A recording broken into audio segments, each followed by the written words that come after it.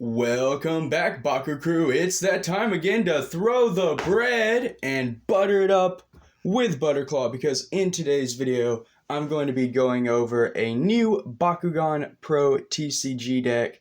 That's right, I'm not doing G3. This is not a G3 video. I am actually going to be going over a deck build that I am going to be using in the upcoming Season 4 of FuZzion's online brawl tournament. Very excited about this. You know, virtual brawling obviously isn't for everyone, but it is a lot of fun and it is a great way to enjoy the game. Obviously it is canceled, so that kind of stinks. You know, we're not getting any more cards. We have what we have, but it's still a great game, and you know, I like to play it. I want to try to play it, and this time, unlike last time, I am going to try to build a more competitive deck, and that's what I'm going to be showcasing in this video. So as always, the Discord link is going to be in the description down below if you want to check out the Baku crew and meet us all, you know, join in the conversation and the server community. Other than that, obviously monthly giveaways as well. The Elemental Stinger and Diamond Warrior Will Power-Up Pack. It is kind of a bundle deal. Make sure you get on the server to, you know, at least join that. Sign up for that if you haven't already. The winners will be declared, or the winner, excuse me, will be declared on January 1st. So, little news output aside, going to go ahead and get straight into things for this video. It is a deck profile, so these tend to take a little longer. Starting off with Elemental Pyrus Dragonoid. It is the mythic version, obviously, and it is really interesting to say the least. Now, I don't have that exact mold. For the tournament, I will be proxying a different version of the Chonk Dragonoid. This is the Walmart exclusive mythic one. So it's in that, you know, the Walmart mythic pack or whatever. I just didn't want to use my actual mythic Elemental Dragonoid. Because it was sent to me by a Baku crew member, and the last thing I wanted to do was mess it up or, you know, use it a lot, get those springs worn out. So yeah, just using one that I'm more comfortable with. Same mold, so that checks out. Also, a giant thing about FuZzion's tournament, you know, just kind of support him and promote that. You can proxy Bakugan molds for other Bakugan molds as long as they match. And you can proxy cards too, so you're not limited by the card pool that you have. I limit myself for personal preference, but the fact that proxying is allowed makes the game even that more enjoyable, because you don't have to worry about using stuff you already have. Just thought I wanted to point that out and kind of explain why I had a completely different Dragonoid right there. But anyway, for stats, for those of you who don't know, it is a double Flaming Fist or double Fire Fist, B power of 900 with 5 damage, and if it lands on a red fist, you do get to remove a Baku core from an opponent. So that is a very powerful effect. You kind of don't have to worry about that 900 B power when you can remove your opponent's core. Also negates a lot of strategies. You know, you have core control, you have their own core effects. So very interested to see how this actually plays out. Now for the Baku core, I am running with Dragonoid. Just the simple +5 and -1 energy to Baku-Gear. This deck doesn't run a lot of Baku-Gear, at least not a lot of big names, but I thought the -1 would be decent enough. Plus, you know, that 5 damage makes Dragonoid's total damage count to 10, and I think that's a pretty big swing without playing any other cards, so very interesting. For the next Bakugan, obviously everyone knows this one as well. This is the Vitness, I don't even know what I'm saying. Cannot talk today. Sorry, brawlers. This is the Ventus Platinum Blitzfox, one of the strongest Ventus Bakugan, and I'm very happy to have it. Now, it has a base B power of 504 damage, which isn't great, you know, double shield Bakugan. The plus side to this one is that when it lands on a shield, you are going to get plus 1000 B power. So with my build, that's going to crank Blitz up to 1900 B power and 4. Blitz can get stronger, obviously, with card combos and Baku-Gear, but that's the baseline I have set up for Blitzfox. And to achieve that, I have 2 plus 400 B power to Darkus and Ventus Baku Core. So pretty straightforward, nothing fancy. I didn't want any gear reduction on the shields, mainly because I wanted to focus on some big B-Power boys. And that is why my final slot is going to the generic Genesis Neleus. I think a lot of people use this Bakugan just for strength, and it's still one of my favorites just because of the whole mold design. I never did get around to painting one like Alpha Hydronoid, which is a shame. So it is a double shield Bakugan as well, B-Power of 700 with 4 damage, and then if it lands on a shield, you get another plus 700. So doing the math, that's going to bring you up to 1800 B-Power and 4 damage. Again, that is only the base. That's not playing any cards or having any gear attached. And that's not including double coring too. So both of these Bakugan can. I've done it a few times with Platinum Blitz in testing. Genesis Neleus as well, but I have to spin it. And then Mythic Drago, like it can, but it bounces so high, like the pop is so violent. It's really hard to get it to stay on the cores. But anyway, the core lineup for Genesis Neleus is, again, plus 400 to Ventus and Darkus, and that's going to be 2 of those. That completes the Bakugan team and the core lineup. If you have any suggestions about the team or the cores, let me know in the comments down below. I was originally going to live stream this, right? It was going to be my very first live stream video. I didn't want to rush things. I don't have everything fully set up yet.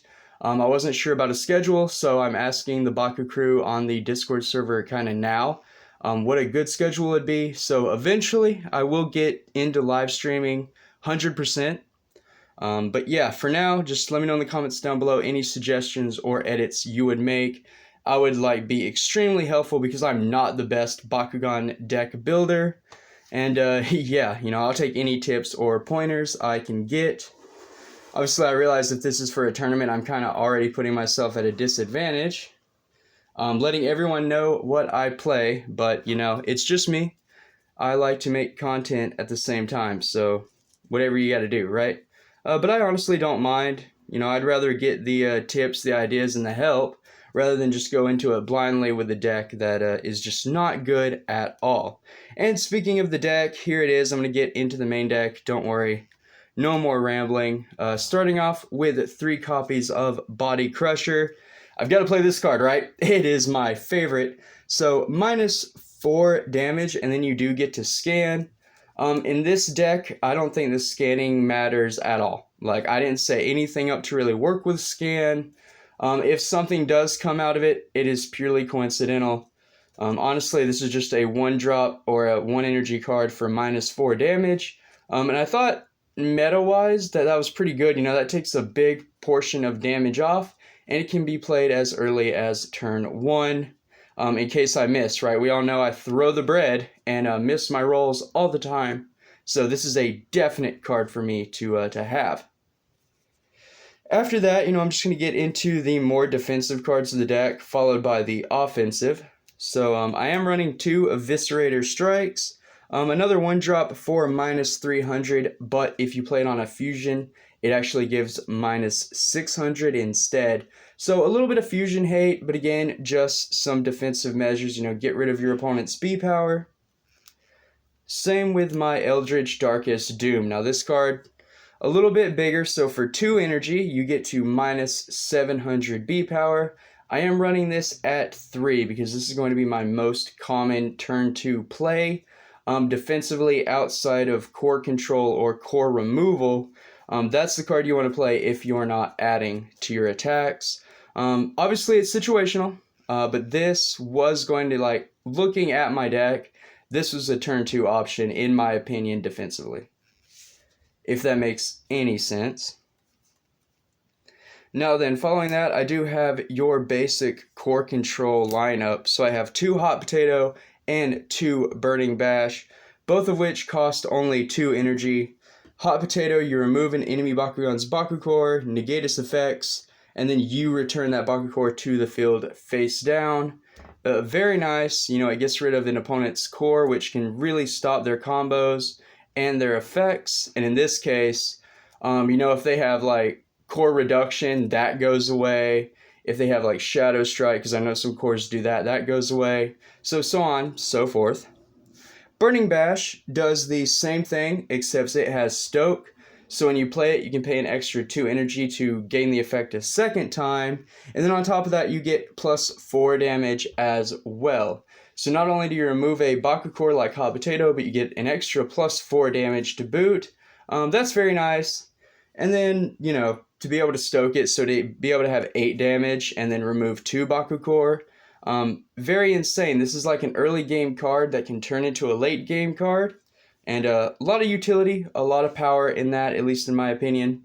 If I had it, I'd probably cut the Hot Potatoes and just run 3 Burning Bashes, but I don't.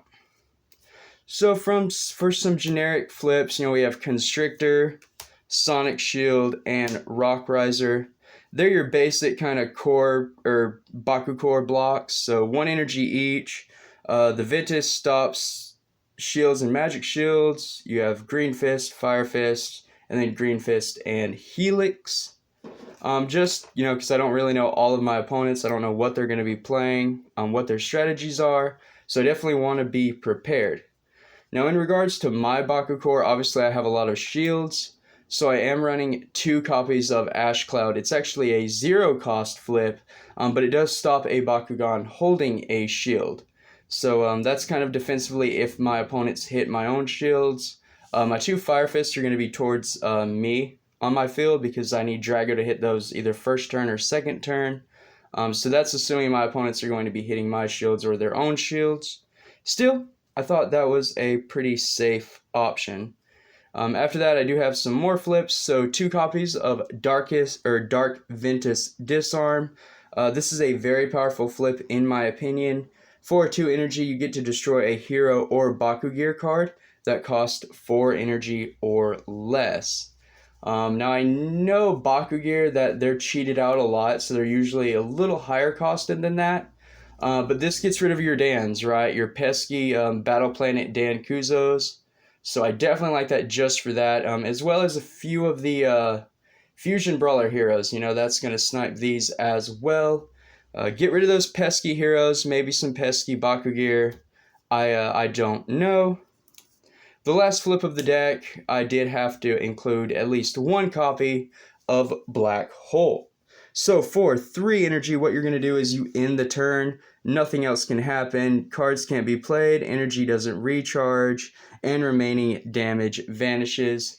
This is really good for negating a team attack and all sorts of kind of technical outs that have to do with timing, wording. So really kind of a Yu-Gi-Oh! IQ card right here in my opinion, because you get to shut a lot of things off that you wouldn't normally be able to do. The only downside is that energy cost, right? I don't like a 3 cost flip. I usually generally try to keep mine 2 and below. That way you can play your flip cards as early as turn 2.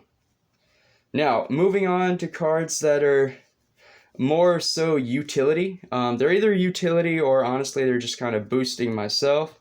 So I have 2 copies of Meteor Storm. So for 3 energy you get plus 4 damage and you get to draw a card. Not a great card, but this deck really lacks in the ability to really draw into its outs or into its engines. So I needed to include at least a few cards that actually drew cards. Always hard in Bakugan, considering your deck is your life total. That's always kind of like the catch-22 or the double-edged sword, if you will. But it's just how I like to play. I do realize that 3 energy for 4 damage isn't a lot, but cry about it. I don't have any better cards. But hey, tips, right? Suggestions. That's what those comments are for, brawlers. After that, I do have 2 copies of Darkest Apex. So for 1 energy, it's minus 2 damage. So it is defensive, but I have that in the utility stack because you do get to draw a card off this as well. The ability to do this turn 1, kind of like Body Crusher, is really nice. You do get to lower the damage or the hit you take if you lose the brawl, but you also get to draw, right? Filter out through your deck and see your cards.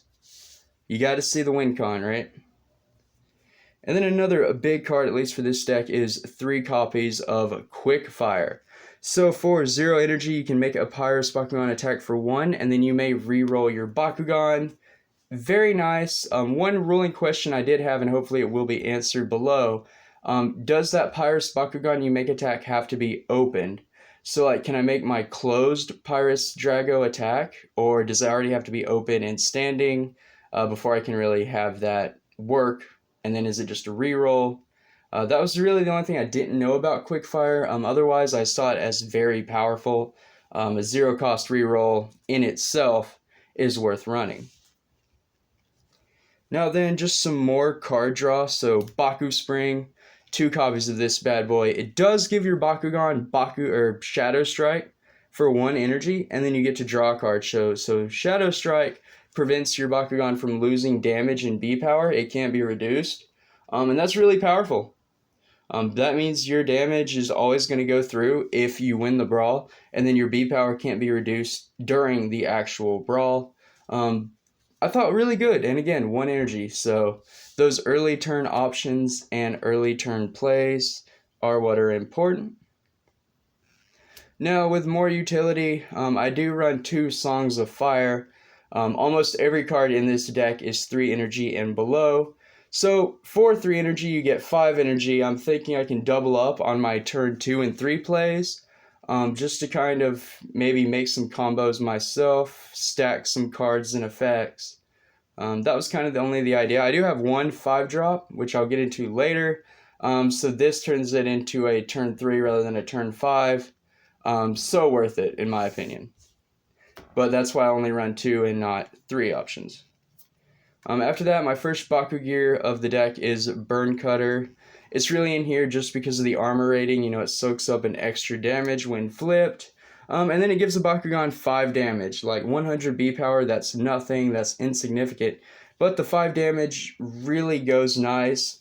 With Mythic Drago on a red fist, that's 15 damage. With Nilius and Blitzfox without any other cards, you know, just on shields, that's 9 damage each, and then either 18 or 19 B power. So really good, really powerful gear. Definitely what I liked. After that, you know, you have to have some B power gain in your deck, and I think this is like one of the only cards I have that does that, and that is Throw Anything. So for 2 energy, you're going to get plus 400 B power, and then you get Shadow Strike. So giving your Bakugan a 400 boost is nice, but then Shadow Strike on top of that, perfect. And then it does have some synergy with Baku Spring, so I did kind of appreciate that, kind of have a little Shadow Strike theme mixed in with the deck. But yeah, Throw Anything, you know, that's either going to take your Genesis Nilius, which is already at 18 on 1 shield, up to 22. So again, that kind of gives you an idea. And then on Blitzfox, which is already going to be on 19 on a shield, that's going to take that up to, 23? Yeah. So really big numbers. Really big numbers is what you like to see B power wise. Kind of ensures that that damage is going to go through. And then here is the Song of Fire target. Quite honestly, it is another Baku-Gear and the only other Baku-Gear of the deck.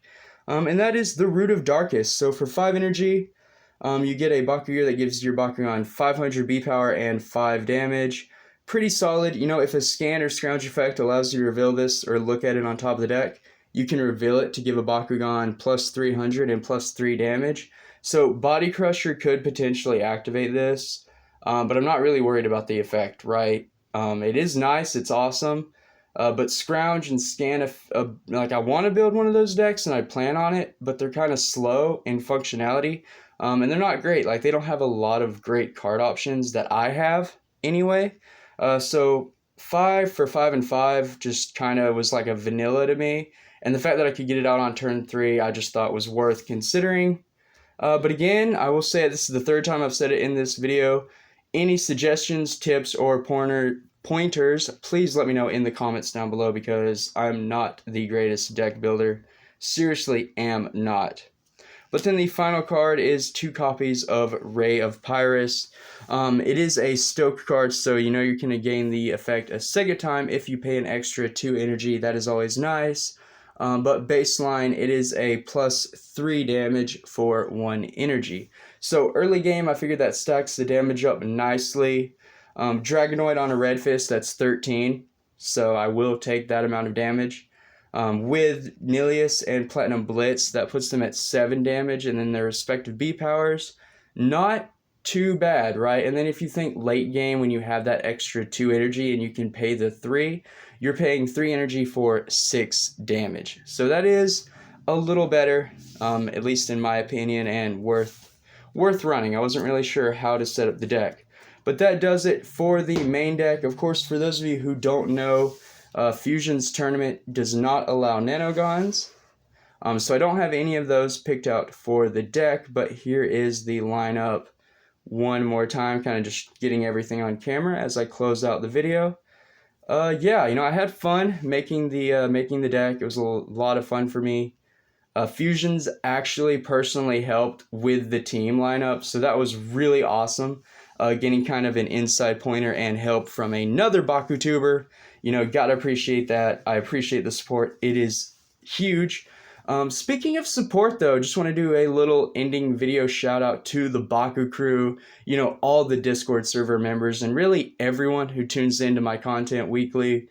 I couldn't do this without you guys, and the fact that I'm a full-blown YouTuber now is all thanks to you, right? Like, I put in the time, I put in the work, and that's fine, that is whatever. But at the end of the day, if you guys, if you all don't tune in and if you all don't watch me, then it's really for nothing. So, my whole YouTube career and the fact that I'm still growing and everything is just thanks to all of you. So, from my heart, seriously, thank you all so much, and I definitely appreciate it. But until next time, stay safe, drum up. You gotta throw the bread with Baku bread. And here's a little Butterclaw.